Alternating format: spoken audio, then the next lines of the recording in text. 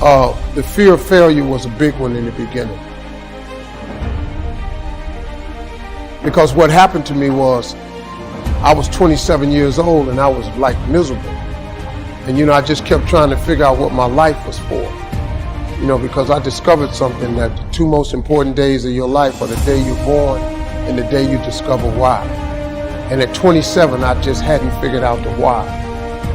And I walked into a comedy club October 8th, 1985. First time ever in a comedy club. Didn't even know comedy club existed. I actually went there on a dare. A girl dared me to go to this comedy club because she knew I was funny. I won amateur night that night, October 8th, 1985. I went to work the next day and quit my job. I won $50 and I went to work and quit my job. The day I quit, my boss, as I put my box on his desk and told him I was leaving to be a comedian, he talked me right out of it. He said, "Steve, you're not even funny."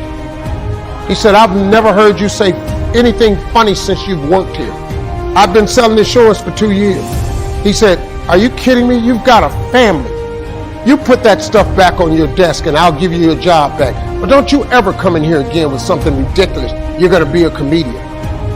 I took all my back to my desk and put that back on my desk. Dude named Russell Middlebush came up to me and said, "Hey, Harv, I thought you was quitting today, man." I said, "No, I talked to Tom and he told me I wasn't funny." He said, "He don't know you." He said, "Dog, you the funniest dude I know." He said, "Man, see," and then he looked at me, he was so hurt. He said, "Damn, dog, I told everybody you was leaving today." He said, "Man, I can't believe you letting them tell you what to do."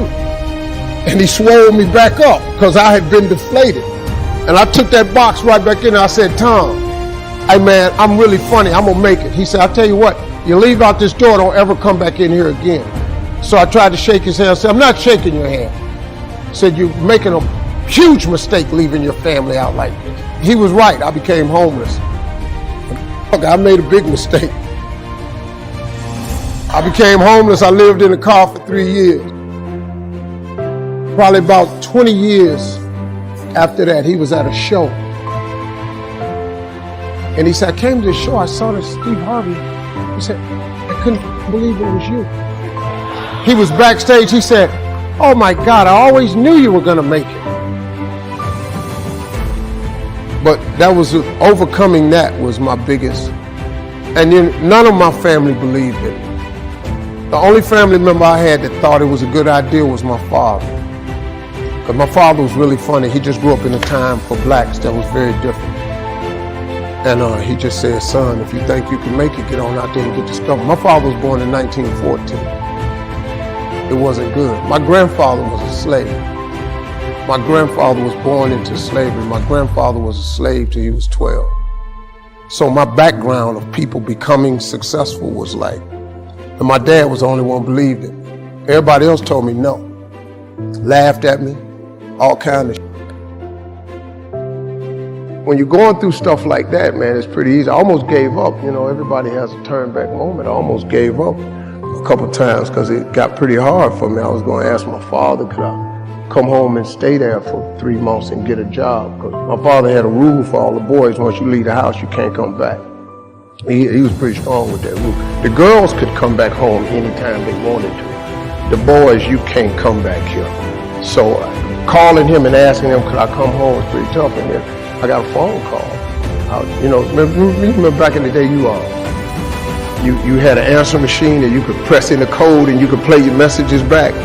I was about to give up and I pressed the code one day, and there was a guy named Chuck Sutton from Showtime at the Apollo. And he said, "Hey, we got a gig for you Sunday night. If you can get here, we'll put you on TV Sunday night." It was a Thursday. I'm in Florida.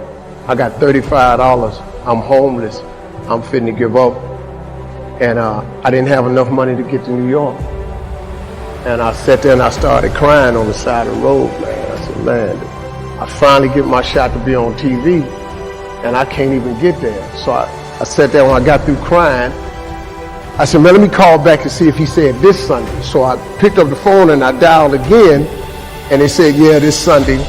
And I got ready to hang up, but another message had come through. Since And it said, "Doop." He said, "Steve Harvey, this is Tom Sobel from the Comedy Caravan. If you're anywhere close to Jacksonville, Florida, if you can get there Friday night, I got $150 for you." I'm in Pensacola. So I jump in the car. I got $35. I drive to Jacksonville, Florida at the Punchline. I do the gig Friday night. They give me $150. I did so good, the guy asked me to stay over Saturday night. He paid me another $150. I got $300.